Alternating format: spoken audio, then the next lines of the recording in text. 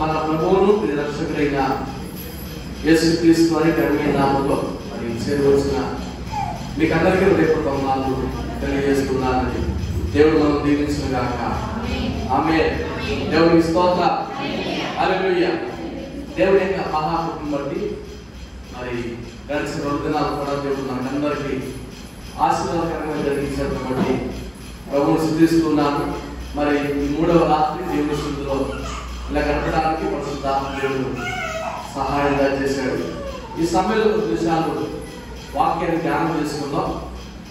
మీ Bible తెచ్చినందుకు నాతో కలిసి అపోస్తలుడైన పౌలు కొలస్సీయులకు రాసిన పత్రిక 4వ అధ్యాయం 12వ వచనం చదువుదాం. అపోస్తలుడైన పౌలు కొలస్సీయులకు రాసిన పత్రిక 4వ అధ్యాయం 12వ వచనం, మీలో ఒకడును క్రీస్తు యేసు దాసుడైన ఎపఫ్రా మీకు వందనములు చెప్పుచున్నాడు. మీరు సంపూర్ణులను ప్రతి విషయంలో దేవుని చిత్తమును గురించి సంపూర్ణ ఆత్మ నిశ్చయత కలవాలని నిలకడగా ఉండవాలని ఇతను ఎల్లప్పుడూ మీ కొరకు తన ప్రాంతంలో పోరాడుతున్నాడు. చదవబడేటువంటి ఈ లేఖనాల్లోంచి ఈ రాత్రి కొంత మాటలు మనం ధ్యానం చేసుకుందాం. మరి గత 2 దినాల నుంచి మీరు చక్కని మాటలు విన్నారు. మరి రాత్రి సమయంలో కొంత మాటలు మనం ధ్యానం చేస్తూ దేవుని నామాన్ని మహిమపరుచుకుందాం. కొత్త నిబంధన గ్రంథాలలో మనం చూస్తున్నట్లయితే ఎక్కువగా రాసిన వ్యక్తి ఎవరంటే అపోస్తలుడైన పౌలు. దేవుని చేత పిలువబడి అన్ని జనాల మధ్య అనేక మంది సువార్త చేసి దేవుని మహిమార్థంగా తన సేవను విస్తరింపజేశాడు. దాదాపుగా కొత్త నిబంధన గ్రంథంలో 14 పత్రులను రాశాడు. రోమ పత్రిక నుంచి దాదాపుగా హెబ్రీ పత్రిక వరకు 14 పత్రులను పౌలు రాసినట్టుగా బైబిల్ గ్రంథంలో మనం చూస్తూ ఉంటాం. పౌలు యొక్క పరిచయంలో చాలా మంది నమ్మకమైన వారు ఉన్నారు. అలాగే పౌలుకి వెన్నుపోటు పొడుస్తున్న చాలా మంది కూడా ఉన్నారు. ఈ రోజుల్లో చాలా మంది మనం గమనించినట్టే సేవ పరిచర్యలో మన దగ్గరే ప్రార్థనలు వస్తారు, మన దగ్గర దేవుడు వాక్యం వింటారు, మన దగ్గర చర్చ పెడతారు. ఈరోజు జరిగే సంఘటన కూడా అది. పౌలు కూడా చాలా మంది ఇలాగా ప్రభు యొక్క పరిచయం నడిపించారు. కానీ పౌలుకు దూరం అయిపోయి దేవుడి దృష్టికి దోషులు మిగిలిపోయిన వారు పౌలు యొక్క పరిచయంలో చాలా మంది ఉన్నారు. కానీ పౌలు యొక్క పరిచయంలో ఒక మంచి నమ్మకమైన వ్యక్తి ఎవరంటే ఎపఫ్రా. ఎపఫ్రా దేవుడి యొక్క అడుగుజాల్లో, పౌలు యొక్క అడుగుజాల్లో ఎపఫ్రా ఎలా నడిచాడో, తన ఆత్మీయ జీవితంలో ఎటువంటి లక్షణాలు కలిగి ఉన్నాడో ఈ రాత్రి మనం ధ్యానం చేసుకుందాం. చూడండి, కొలస్సీ పత్రికలో 4వ అధ్యాయము 12వ వచనంలో ఏమన్నారంటే, మీలో ఒకడు క్రీస్తు యేసు దాసుడైన ఎపఫ్రా మీకు ఏం చెప్తున్నాడండి? ఏం చెప్తున్నాడు? వందనాలు చెప్తున్నాడు. మనం ప్రభువుని ఎరిగిన తర్వాత, మందిరానికి వచ్చిన తర్వాత, మీరందరూ గమనిస్తున్న సమయంలో నేను అర్థం చేసుకుంటే వచ్చిన తర్వాత ఒకరికొకరు ఏం తీసుకుని వందనాలు అంటే చెప్పుకోండి. మనకేదో కొంచెం సిగ్గు కనిపిస్తుంది ఏంటి వందనాలు చెప్పుకోవడం. కానీ పౌలు ఏమని బోధిస్తాడంటే ఇక రాస్తాడు, మీలో ఒకరు క్రీస్తు యేసు దాసుడైన ఎపఫ్రా. అందరూ ఏం చెప్తున్నాడు? మనం కూడా ఏం చేయాలి? ఒకరొకరు మందిరం రాగానే వందనాలే చెప్పుకోవాలి. కొంతమంది విధానం ఏంటంటే, ఇప్పుడు బైబిల్ వేసుకుని ఉన్నారండి, వారు ఎదురవడాల్సి ఆశ్చర్య కావచ్చు, లేకపోతే విశ్వాసమే కావచ్చు, మొట్టమొదటి వారు నోటి నుంచి తెలుసండి మరణాత. మరణాత అంటే ప్రభువు త్వరగా వచ్చుచున్నాడని. వాళ్ళైతే వందనాలు చెప్పరు, కానీ వాళ్ళకున్న వారికి భాష అంటే మరణాత అని చెప్తారు. ఇప్పుడు చాలా ట్రెండింగ్ ఉన్న పాస్టర్ గారు సతీష్ కుమార్ గారు ఉన్నారు. వాళ్ళు ఎప్పుడు వందనాలు చెప్తారు, మన చరిత్రలో చూడలేదు, బిఫోర్ గానే ఆఫ్టర్ గారు. వాళ్ళకున్న అలవాటు ఏంటంటే సెలవు అంటారు. ఇలా సెలవు అనగా సమాధానం. మరొక వ్యక్తిని జ్ఞాపకం చేసుకుంటే మాకు తెలిసిన ఒక విశ్వాసం ఉంటారండి, వాళ్ళు 7 అన్నమాట. వాళ్ళు ఎప్పుడు ఫోన్ చేసినా పాస్టర్ అండి ప్రభువుకు స్తోత్రం అంటారు. అంటే మన వందనాలు ఎలా చెప్తున్నామో వారి భాషలో, వారికి వెళ్ళే మందిరాల్లో అలా వాడతారు. ఏమని? ప్రభువు స్తోత్రం అని. ఎవరైతే వారి భాషలో వాళ్ళు చెప్పుకుంటారు మంచిదని, వారిని హింసించడం లేదా కించవచ్చని మాట్లాడుతుంది. కానీ పౌలు ఏమైతే బోధిస్తున్నాడో సంఘం యొక్క విశ్వాసులు కానీ, సంఘంలో ఉన్న పరిచారకులు కానీ, సంఘంలో ఉన్న నమ్మకమైన వారు కానీ వీరందరినీ జ్ఞాపకం చేస్తూ పౌలు యొక్క పరిచయంలో ఒక నమ్మకమైన వ్యక్తున్నాడు. ఆయన పేరే ఎపఫ్రా. ఆయన ఎలాంటి వాడో చూడండి. ఇదే కొలస్సీ పత్రికలో 1వ అధ్యాయము 7వ వచనం చదువుకుందాం. ఆ ఎపఫ్రాను మా ప్రియుడైన తోటి దాసుల వల్ల మీరు సంగతులను నేర్చుకుంటుంది. అతడు మా విషయంలో నమ్మకమైన క్రీస్తు పరిచారకుడు. దేవునికి స్తోత్రం చేద్దామా? హల్లెలూయా. ఎపఫ్రాలో ఉన్న ఆత్మీయ లక్షణం మొట్టమొదటి ఏంటంటే దేవుని యొక్క పరిచర్యలో ఆయన ఎలాంటి వాడండి? ఎలాంటి వాడు? నమ్మకమైన కావాలి. దేవుని పరిచర్యలో నమ్మద్రోహులు కాదు.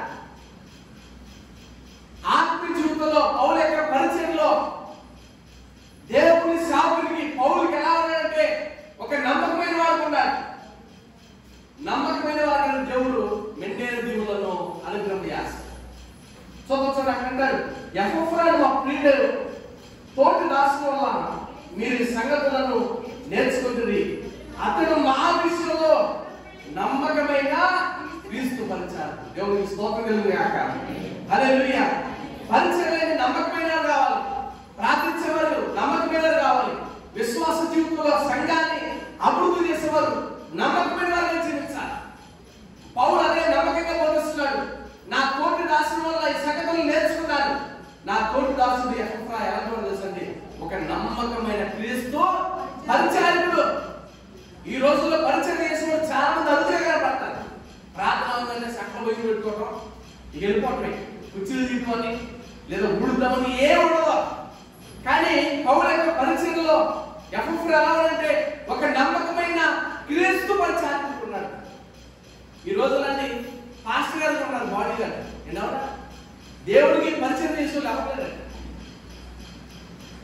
ఒక నమ్మకమైన రాయబారులు కూడా ప్రతి వారు కూడా దేవుడి పరిచర్య ఇది దేవుడు మనకందరికి ఇచ్చినది. ఈ పరిచర్య బాధని, ఈ పరిచర్య యావత్తును కూడా మన నమ్మకంగా జరిగించాలి. ఎందుకు తెలుసండి? మనం పిలిచిన వాడు నమ్మదగిన వాడు. చూడండి, అపోస్తలుడైన పౌలు కొరింథీయులకు రాసిన మొదటి పత్రిక 1వ అధ్యాయము 9వ వచనం చదువుదాం. మన ప్రభు అయిన యేసుక్రీస్తును తన కుమారుని సహవాసములకు మనల్ని పిలిచిన దేవుడు ఎలాంటి వాడండి? నమ్మకం. దేవుడికి స్తోత్రం చేద్దామా? హల్లెలూయా. దేవుడు మనల్ని పిలిచాడు. ఆ పిలిచిన వాడు నమ్మకమైన వాడు. ఆ పిలిచిన వాడు మనల్ని పోషిస్తాడు. ఆ పిలిచిన వాడు మనల్ని రక్షిస్తాడు. ఆ పిలిచిన వాడు నమ్మదగిన దేవుడు వైపు చూస్తూ మన పరిచర్యలండి నమ్మకమైన వారిగా ఉండాలి. నమ్మకంగా మనం జీవించగలిగితే దేవుడు మెండైనా దీవెనిస్తాడు.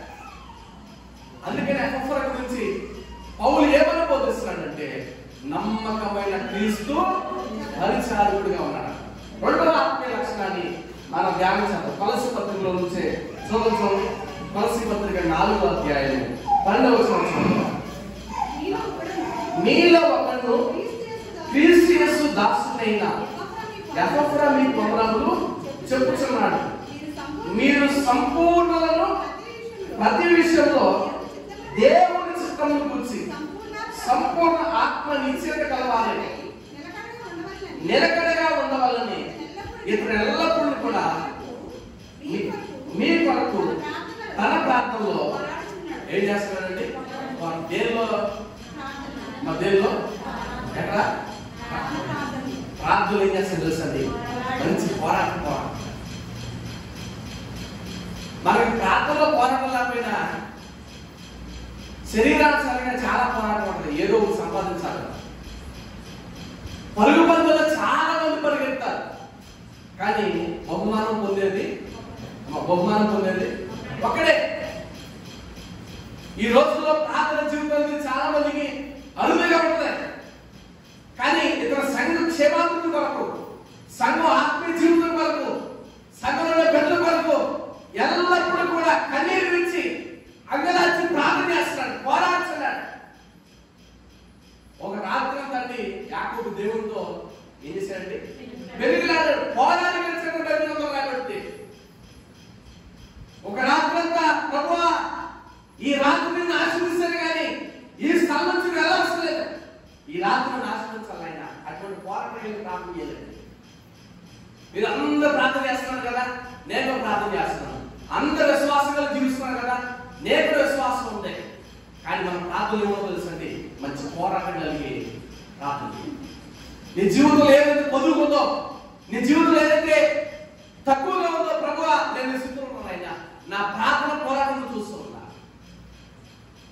ఒక మంచి విశ్వాసంగా ఉండాలి ఆయన, మంచి నమ్మకమైన క్రీస్తు పరిచయాలనుకున్నా, మంచి నమ్మకమైన వారిని జీవించగలిగితే మంచి సాక్ష్యం ఉండాలంటే ఒక సేవ. పౌలు ఒక మంచి వ్యక్తి గురించి సాక్ష్యం ఇస్తున్నాడు. కొలస్సీ సంఘంలో చాలా మంది ఉన్నారు. నేను చెప్తానండి, ఈ గ్రామంలో అనేక కుటుంబాలు ఉన్నాయి, కానీ దేవుడు మిమ్మల్ని ఏర్పాటు చేస్తున్నాడు. మంచి ఉదాహరణ చెప్పాలి. దేవుడు ఒక రోజు రండి యేసుక్రీస్తు వారు ఒక రోజున సముద్రం మీద ప్రయాణం అవ్వాలని ఒక చోట వస్తారు. యేసుక్రీస్తు వారు 2 పడవలు వస్తారు. ఎన్ని పడవలు వస్తాడు? 2 పడవలు. ఒకరిదేమో సీమోనైన పేతురు, ఇంకోటి మరొకటి. అక్కడ 2 ఉన్నాయి, కానీ దేవుడు మాత్రం ఒకటే ఏర్పాటు చేస్తున్నాడు. ఈ గ్రామంలో దేవుడు అండి మీ కుటుంబాలను ఏర్పాటు చేస్తున్నాడు. ఎందుకు తెలుసా? ఈ పరిచర్యలో నమ్మకంగా ఉంటాను. దేవుడికి స్తోత్రం. హల్లెలూయా. ఎన్ని అవసరాలు ఎదురైనా సరే దేవుడి వరకు నమ్మకమైన క్రీస్తు పరిచారకులుగా ఉండాలి. అక్కడ అంటాడు, చదువుతుంది కొలస్సీ పత్రికలో రేవనాసుడు వాల్మీకి చదువుతారు, మీకు వందనాలు చెప్పుతున్నాడు, మీరు సంపూర్ణలను ప్రతి విషయంలో దేవుని చిత్తమును గురించి సంపూర్ణ ఆత్మ నిశ్చయత కలవాలి, నిలకడగా ఉండవాలని. ఎలా ఉండాలండి? ఎలా ఉండాలండి? ఈయన్ని పిల్లు అంటండి, పిల్లు పడ్డా ఈయన్ని పిల్లు అంట. ఎన్ని తిప్పుతాడు అమ్మా? దానికి ఏ విధంగా దానికి ఏ విధంగా నిలకడ అనేది లేదు. ఈరోజు విశ్వాసం కూడా అంతే. ఎక్కడ కార్యం మనం జ్ఞాపకం చేస్తాం, సత్యమైన బోధ ఎక్కడైతే ఉంటుందో అక్కడ దేవుని కార్యాలు జరుగుతాయి. దేవునికి స్తోత్రం. హల్లెలూయా. చాలా మంది పౌలు పరిచర్యలో ఆయన వెన్నుపడుతున్నారండి. ఉదాహరణ చదువుతుంది బైబిల్ గ్రంథంలో నుంచి మీకు చక్కని విషయాన్ని జ్ఞాపకం చేస్తారు. తిమోతి రాసిన 2వ పత్రికలో, తిమోతి రాసిన 2వ పత్రిక 4వ అధ్యాయము 9వ వచనాన్ని చదువుకుందాం. 9, 10 వచనాలు. నా యొద్దకు త్వరగా వచ్చినకు ప్రయత్నము చేయము. చూడండి, దేవ యెహోవాను స్నేహించి నన్ను విడిచి దెస్సలోనికకు వెళ్ళను. దేవునికి స్తోత్రం. హల్లెలూయా. పౌలు యొక్క పరిచర్యలో మరొక వ్యక్తి ఉన్నాడు. ఆయన పేరే దేమ. దేమ ఒక సేవకుని విడిచిపెట్టి ఎక్కడికి వెళ్ళేసండి? యెహోవాకి వెళ్ళిపోయాడు. ఈ రోజులండి దేవుని సన్నిధి విడిచిపెట్టి, దేవుని సహవాసాన్ని విడిచిపెట్టి, దేవుని సాక్షి విడిచిపెట్టి లోకంలో తిరిగి వాళ్ళు చాలా మంది ఉన్నారు. కానీ పౌలు అలా ఉండాలని బోధించలేదు. కానీ మీరు సంపూర్ణంగా ఉండాలి, నిలకడగా జీవించాలి. ప్రార్థనలో విశ్వాస జీవితంలో నిలకడ ఉండాలి, ప్రార్థనలో పోరాటం ఉండాలి. ఏదో 2 నెలల ఒకసారి ప్రార్థన పెట్టారు కదా, అందరూ ప్రార్థన చేస్తున్నారు, ఏ కూడా పోరాటం. మన ప్రార్థనలో ఏదో ఒక పోరాటం ఉండాలండి.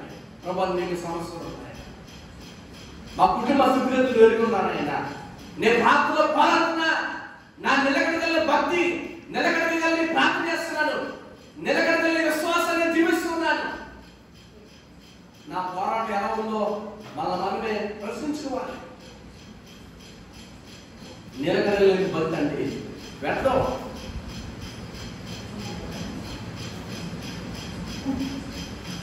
అందుకే పౌలు అన్నాడు, దేమ నన్ను విడిచేసి ఎక్కడికి వెళ్ళాడండి? యెహోవాను స్నేహించాడు.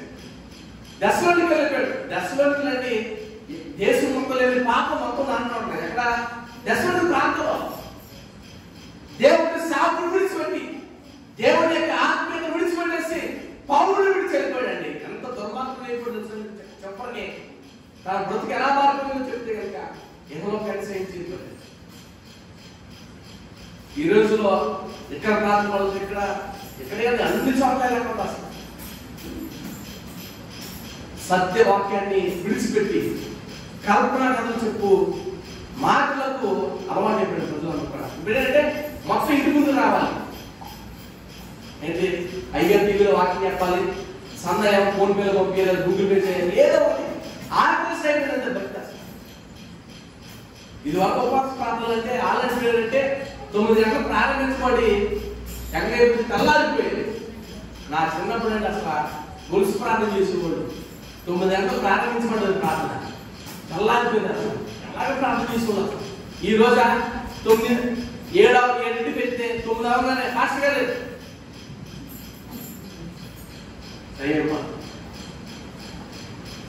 ఫాస్ట్గా లేదు, టైం అయిపోతుంది. ఒక గంట దేవుడిలో కూర్చోలేకపోతే మనకున్న భక్తి జీవితం ఎలాంటి గమనించుకోవాలి. అందుకే పౌలు ఎఫెసీయుల గురించి మంచి సాక్ష్యం చేయలేసా, మీరు సంపూర్ణంగా ఉండాలని, సంపూర్ణ ఆత్మ కలిగి నిశ్చయత కలిగి నిలకడగా ఉండవాలని. ఇతడు ఎల్లప్పుడూ కూడా మీ కొరకు ప్రార్థన చేస్తున్నాడు. ఆ ప్రార్థనలో పోరాటం ఉంది. మన భక్తి జీవితంలో మనకున్న ప్రార్థన జీవితంలో పోరాటం ఉందా లేదని మనం ప్రశ్నించుకోవాలి. ఒక సేవకుడి పోరాటగలిగి ప్రార్థన చేస్తాడు, ఒక సేవకుడు పోరాటగలిగి సేవ చేస్తాడు. ఎందుకు తెలుసా? మన ముందుంచబడిన ఆ పరుగు పందులో ఓపికతో పరిగెత్తి బహుమానం పొందవాలని పరిగెత్తాడండి. ఒక్కరినైనా సరే దేవుడి రాజ్యానికి అప్పగించాలి. ఆదివారం వచ్చినట్టుగా భక్తులు బుధవారం ప్రార్థన రాదు. ఇలా నిజంగా ఆదివారం పొలం పట్టి వచ్చారు, కానీ బుధవారం అయితే అక్కడ నుంచి బండి చేసుకుంటే వానని వరదని ఎండని ఏమి లెక్క చేయకపోతే మనకి తీరి కూర్చోండి. నేను మా ఊర్లోని 7ంటికి ప్రార్థన పెడతాను, 8:30 పాదుకుంటుంది తింటాను. ఇస్తే నాకు కావాలంటే ఇదే నేను అవసరం. నాకున్న భక్తి టైం ఉంటాయి. ఒకరిని ఇబ్బంది పెట్టకూడదు, మనం ఒకరికి ఇబ్బంది పెట్టకూడదు. ఎందుకంటే పొద్దున్న లేచి ఒక పనికి వెళ్ళాలి. 7:15 ప్రార్థన పెడతానండి. అర్ధగంట పాట పడతారు, అర్ధగంట వాక్యం చెప్తారు, దేవునికి స్తోత్రం ఆమె. మనగా పాడి పాడి పాడి పాఠశాల నుంచి పోవాలి, కానీ మన ఇంట్లో నుంచి మాత్రం ఇక్కడండి ప్రతి వాళ్ళు కూడా నేను అలవాటు పెట్టి భక్తిలోని సంపూర్ణత లేకపోతే మనకున్న భక్తి నిండు పూర్ణత కదండి. సగం నీళ్లు నిలబడతాయి అమ్మా, అదే నిండుగా ఉందనుకోండి. మన భక్తి ఎలా ఉందంటే నా గిన్నె నిండి బొల్లి పోవాలి. నేను చూస్తే ఒక ఆత్మీయ జీవితంలో నేను వాళ్ళ బ్రతకాలి అనుకోవాలండి. మనం ప్రార్థిస్తానండి, మన ప్రార్థనలో మంచి పోరాటం ఉన్నది. అందుకే భక్తులు మంచి పాట పాడతారండి. ప్రార్థన యేసుని సందర్శన, పరమ తండ్రితో సంభాషణ. ప్రార్థన యేసుని సందర్శన, పరమ తండ్రితో సంభాషణ.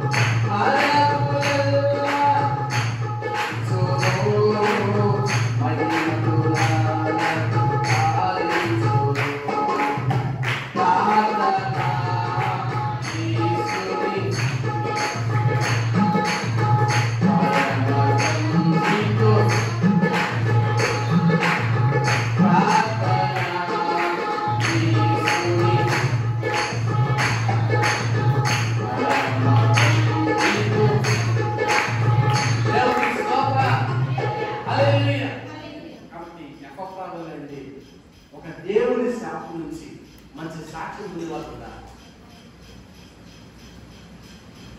బైబిల్ గ్రంథంలో మనం చూసినట్లయితే పౌలు యొక్క పరిచయంలో రోమా సంఘానికి రాస్తూ 16వ అధ్యాయంలో చాలా మంది చూపిస్తారు. అక్కడ వారిలో ప్రాముఖ్యమైన ఉన్నారు. ఎవరు తెలుసంటే పౌలు యొక్క ప్రాణం అడ్డుపెట్టడానికైనా వారు సిద్ధంగా ఉన్నారు. వారి పేర్లే అకుల్లా, వాళ్ళు తమ ప్రాణాలు ఇచ్చినకైనా సరే సిద్ధపడ్డారంటారు. దేని కొరకు? పరిచర్యలో నమ్మకమైన వారు కావాలి. పరిచర్యలో ప్రాణాలైనా సిద్ధపడాలని వారు ముందుకు రాగలిగారు. ఇలా చూసినండి పౌలు యొక్క పరిచర్యలు చాలా మంది దేవుడికి ఒక బలబలంగా వాడినారు. తిమోతి ఉన్నాడు, మంచి యవనస్తుడు, మంచి బోధ పౌలు ఎక్కడ నేర్చుకున్నాడు. ఎంత ప్రార్థన కూడండి. తన ప్రార్థన జీవితం ఎక్కడ ప్రారంభించింది తెలుసా? తన అవ్వయిన తిమోతి అవ్వ దగ్గర నుంచి. తిమోతి అవ్వ దగ్గర నుంచి తన తల్లి దగ్గర తిమోతి నేర్చుకున్నాడు. మనం ప్రార్థన చేశారండి, మన పిల్లలకు మోకరించి ప్రార్థన.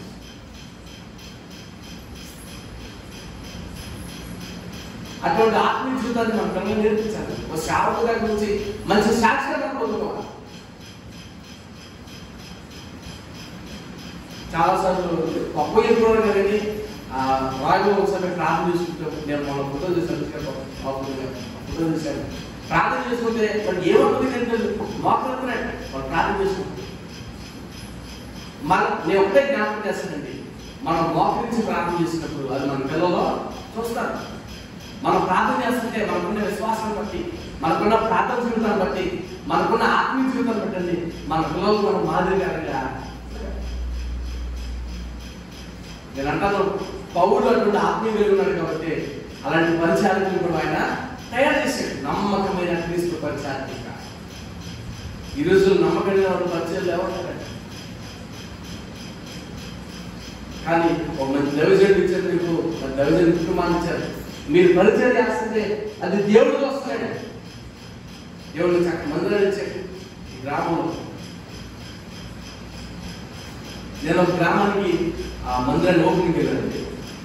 అసలు ఆ మందిరం ఉంటాను. అసలు ఊరేమో చాలా చదువు, కనీసం 100 ఇళ్ళు ఉంటాయి. అప్పుడు మొత్తం అది ఒక్కడే సంఘం. నేను ఒక మాస్టర్ పెన్సిల్లో మాతో పాటు ఆయన ట్రైనింగ్ అయ్యాడు. నేను అంటే చర్చి అలాగైతే ఏంటంటే ఇంత దేవుడు ఇచ్చాడు. నిజం చెప్పాలి, అసలు చెప్పాలి. డాక్టర్ డబ్బులు వస్తాయి కదా అమ్మా, డాక్టర్ డబ్బులు 3 సంవత్సరాలు వస్తాయి, 4 సంవత్సరాలు వస్తాయి. అలాగా కనీసం ఒక 30-40 మంది చేశారండి. ఎంత 3 లక్షలు వస్తే 3 లక్షలు, 4 లక్షలు వస్తే 4 లక్షలు. అసలు కనీసం 20-30 మంది చేశారంటే ఎంతమంది చేశాడు. ఎంత ఆశ్చర్యం. ఆ సాగు నేర్చుకుని సాక్షి చెప్పాడు. ఈ సంఘ బిడ్డలు లేకపోతే ఈ రోజున ఇంతమంది వేయేది కాదు, ఇంతమంది సంఘాలు దేవుడు ఇచ్చేవాడు కాదు. ఈ పరిచయంలో చాలా మంది సహాయం చేశాడండి. ఏడ్చుకుని సాక్షి చెప్పాడు. ఎంత బాగుంటుంది. ఇది లేదు చెప్పడం లేదు. మంచి సిస్టం, మంచి మెస్సులు ఏది కావాలి వారి పరిచయంలో సహకారం ఉంటారు. నేను పోతవారి గ్రామంలో కూడా మంచి వాక్యం చెప్పాను. ఆ సహకారుల పేరులో జీవగ్రంథంలో మన పరిచయం సహాయం చేస్తారు. మనం చేయలేదు చాలా. దేవుడు ఎంతైనా మనల్ని జీవించారు. పరిచయంలో నమ్మకమైన వాళ్ళుగా మనం జీవించాలి. మన నమ్మకత్వాన్ని దేవుడు చూస్తాడు. నమ్మకం ఎప్పుడు చూసేసరికి మనం విశ్వసించినప్పుడు. అబ్రహాము దేవుడిని నేను ఎప్పుడు విశ్వాసంగా జీవించినాం. నేను దేవుని పెట్టారా వాక్యం మీద మనందరి జీవితాల్లో ఎఫ్రాక మనకు ఆదర్శవంతుడు. ఆయన ఎలా ఉన్నాడంటే మీలో ఒకరు క్రీస్తు దాసుడైన ఎఫ్రా మీకు వందనములు చెప్పుచున్నాడు. మీరు సంపూర్ణులను ప్రతి విషయంలో దేవుడి చిత్తాన్ని మన జీవితంలో దేవుడి చిత్తం ఉండాలి. దేవుడి చిత్తం లేకపోతే ఏది కూడా మనం చాలాసార్లు అండి దేవుడి చిత్తాన్ని విడిచిపెట్టేసి మన సొంత కార్యాలు మనమే చేయకూడదు. కానీ ఆ చివరానికి ఏం చేస్తుంది తెలుసండి, మనం తీసుకున్న నిర్ణయాలంటే మరణాన్ని గుర్తేస్తుంది. సామెత గ్రంథంలో జ్ఞాని సొలొమోను రాసిన ఏం తెలుసా? చదువుకోండి. సామెతల గ్రంథంలో 14వ అధ్యాయం 12వ వచనం చదువు. 14:12. ఒకని ఎదుట సరైన మార్గము కలదు, అయితే తొందరపడి మరణానికి ఏం చేస్తుందండి? మరణానికి ఇది మనం తీసుకున్న మార్గం, మనం ఎన్నుకున్న మార్గం, మన మార్గం ఎలా ఉందో దేవుడు తెలియాలి. దేవుడి చిత్తంలో ఉండాలి. ఒక మనం తీసుకున్న నిర్ణయం, మనం ఏర్పాటు చేసుకున్న మార్గం, మనం ఏర్పాటు చేసుకున్న త్రోవ దేవుడి చిత్తమై ఉండాలి. దేవుడి చిత్తం లేకపోతే ఇది కూడా జరగదు.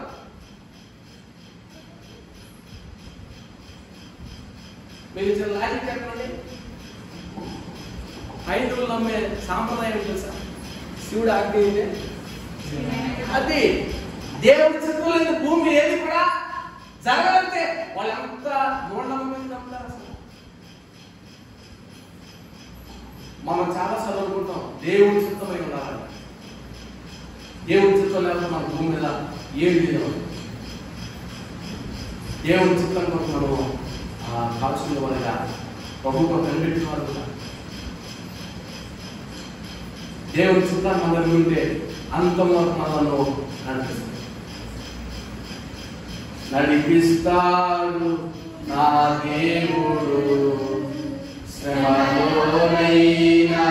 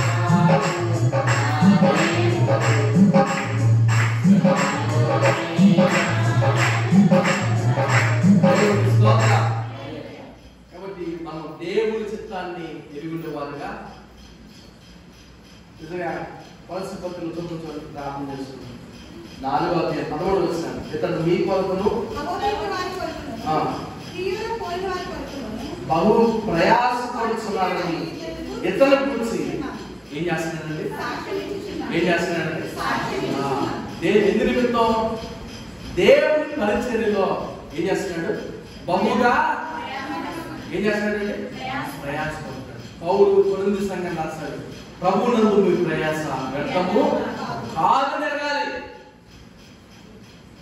దేవుడు ఈ పరిచర్యలో మనకిచ్చిన బాధలో ప్రభువా నేను ప్రయాసపడుతున్నాను, దేవుడి పరిచర్య కొరకు నా ప్రయాస ప్రభువు నందు వ్యర్థము కాదనగాలి.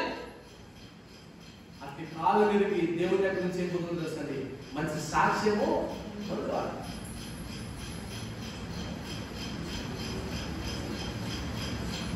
మా సార్ ఇంకో మాట చెప్తున్నాడు, మళ్ళీ నువ్వు ఏది పోగొట్టుకున్నా ఒకసారి సాక్ష్యం పోగొట్టుకుంటే కనుక ఇట్ వాంట్ కమ్ బ్యాక్, మరలా అది తిరిగి అమ్మా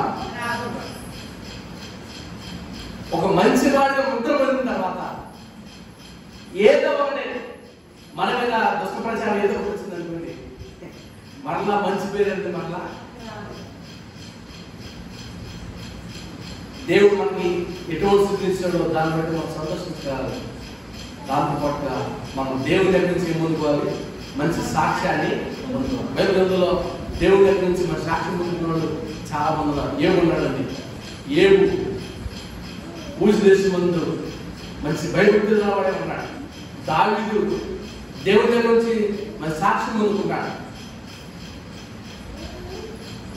బైబిల్ గ్రంథంలో అంటే మిమ్మల్ని ప్రశ్న అడుగుతారు, బైబిల్ ఎన్ని పుస్తకాలు ఉన్నాయి? కన్ఫర్మేనా? ఏదో ఒకటి చెప్పండి. కన్ఫర్మేనా అమ్మా? కన్ఫర్మ్. నేను కన్ఫర్మ్ చెప్తాను. ఆయన ఉన్నాయి 66. ఇక నేను చేస్తాను ఏమన్నా బైబిల్లో మొట్టమొదటి రాయబడి తప్పలేదండి. అబ్బా ఏం చెప్పాడు కదా మొత్తం మాట్లాడి ఏసు రాకండి పెంచబడతాను కదండి. బైబిల్లో మొట్టమొదటి రాయబడింది ఏడు గ్రంథం. ఏడు గ్రంథం మిమ్మల్ని అడిగితే ఎప్పుడైనా బైబిల్లో మొట్టమొదటి రాయబడింది ఏంటంటే ఏడు యేసు ప్రభు గురించి చాలా ప్రశ్నలు చెప్పాడు.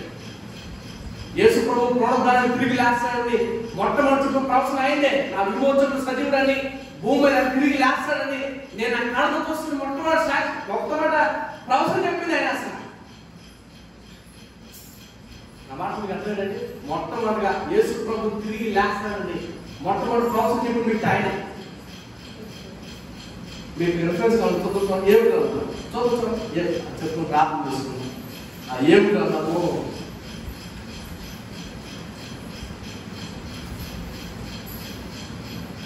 19వ అధ్యాయం 20 వచనాలు 19:20.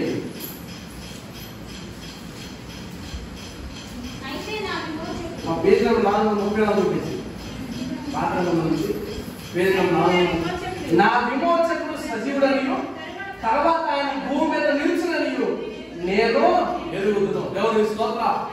నా విమోచకుడు సజీవుడు ఆయన యేసుక్రీస్తు. మొట్టమొదటిగా యేసుక్రీస్తు పునరుద్ధానాన్ని తిరిగి లేస్తాడని చెప్పిన ప్రవచనం ఏది? అసలు బైబిల్లో మొట్టమొదటి రాయబడిన గ్రంథం ఏదో అది ఒకటే. ఏడు తర్వాత మిగతా రాయబడి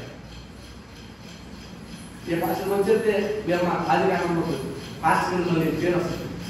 పాస్టర్ ఏం చెప్తారు. కాబట్టి దేవుడి దగ్గర నుంచి మంచి సాక్ష్యం మనము పొందుతాం. ఏమి సాక్ష్యం పొందుతున్నాడు? ఎఫ్రాయిము సాక్ష్యం పొందుకున్నాడు. దావీదు సాక్ష్యం పొందుకున్నాడు. తిమోతి సాక్ష్యం పొందుకున్నాడు. ఎక్కడ తెలుసా? సమాజంలో కాదు, సంఘంలో పొందుకున్నాడు. సమాజంలో మనకి ఎంత పేరు ఉండవచ్చు, కానీ దేవుని దగ్గర మన సాక్షి లేకపోతే మనకున్న భక్తి జీవితం కూడా దేవుని కొరకు నమ్మకమైన వారుగా మంచి సాక్షులు పొందుకున్న వారు కావాలని నా మాట తెలియజేస్తున్నాను. మంచి ఎఫ్రాయిము వలె, తిమోతి వలె, అకుల ప్రిస్కిల వలె మంచి కుటుంబాలుగా ఏర్పరచాలి. దేవుని పరిచర్యలో నమ్మకమైన వారిగా దేవుడు మనందరినీ ముందు నడిపిస్తున్నాడు. ఆమేన్. పరిశుద్ధుడైన మా తండ్రి, మీ వందనాలు స్తుతులు స్తోత్రాలు చెల్లిస్తున్నాను. ఈ రాత్రికాల సమయంలో మీ పాదలకు చేరి మీ నామస్మరణ చేయడానికి, మీ వాక్యం వినడానికి మీరు మనసు చేసిన సహాయం అడుగుతున్నాము. నిజంగా ప్రభావ మేము ఎక్కడ సాక్ష్యం పొందుతున్నామో మేము ఎరుగుంటే మీరు సహాయం చేయండి. మీ పరిచర్యలో నమ్మకమైన వారుగా మీరు సహాయం చేయండి. మీ చిత్తాన్ని ఎరుగుండదైనా మీరు ప్రార్థనలో కూడా పోరాటంలో మీరు సహాయం చేయండి. ఈ 3 దినాలు మాకందరికీ జీవితం చేశారు.